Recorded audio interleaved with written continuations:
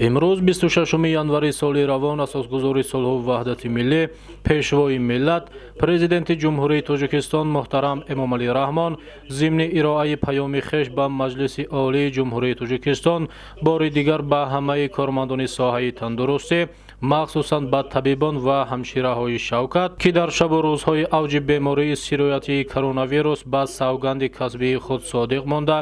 барои табобати мардуми Тоҷикистон софдилона хизмат намуданд ва ҷони ҳазорон нафар ҳамватанонамонро аз марг наҷот доданд, бори дигар сипосу миннатдории самимӣ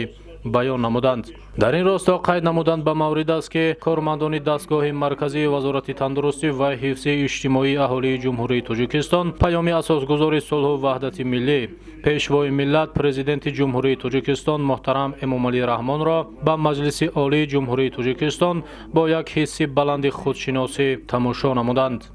امروز با تمام اهالی جمهوری تاجیکستان پیام نوبتی پرزیدنت جمهوری تاجیکستان با مجلس عالی جمهوری تاجیکستان ارائه گردید و هنگام تماشا کردن همچنین پیام را با پیام های پیشین مقایسه می کردیم که چه فرقیتی هست، چه پیش بینی های در این پیام دیده می شوند و من همچون یک شهروند با پیام بسیار بهای بلند دادم، زیرا که پیام در برابری معین نمودن رشد کشورمان در سال 2021 و سالهای من بعد همچنین علیه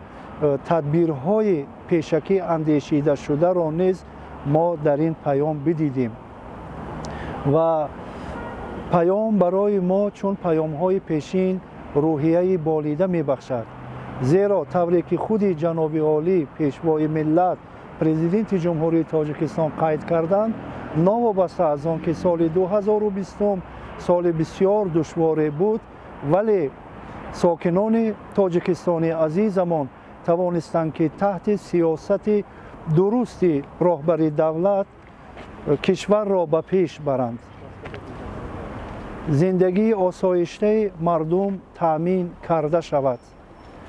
در برابر این حکومت جمهوری تاجیکستان طوری که در پیام ارائه گردید توانست که نوابسته از مشکلی های روبرو آمده اهالی خود را در این دوره دستگیری نماید.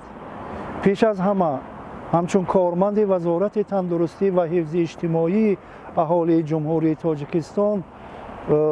بسیار خوش قبول کردم و همه کارمندان وزارت، کارمندان ساحه تندرستی منتداری جناب عالی را به ساحه و به کارمندان آن بسیار خوب قبول کردم. این تمام کارمندان ساحه را وادار می نماید که من بعد نیز صافدلانه بهر اجرای وظیفه هایی که در نزد ساحه گذاشته می شود دوچند کوشش به خرج دهند.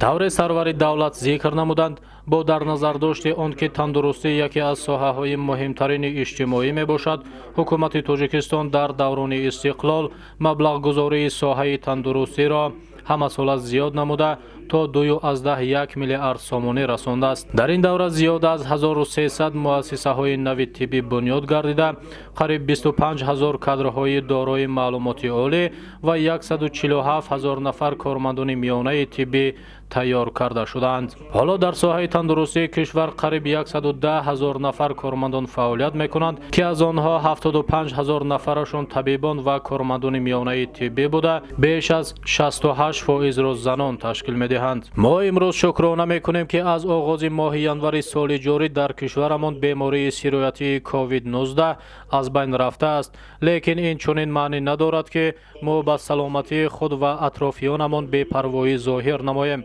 балки чун пештара бояд ҳушёр бошем ва қоидаҳои беҳдошти шахсиву ҷамъияти эътибори ҷиддӣ диҳем ва ҳамдигарро эҳтиёт кунем. аз ин лиҳоз вазорати тандурустӣ ва ҳифзи иҷтимоии аҳолиро зарур аст ки масъалаи таъсиси маркази ҷумҳуриявии микробиология ва вируссиносиро мавриди омӯзиш қарор дода, пешниҳодҳои худро оид ба ҳалли ин масъала ба ҳукумати мамлакат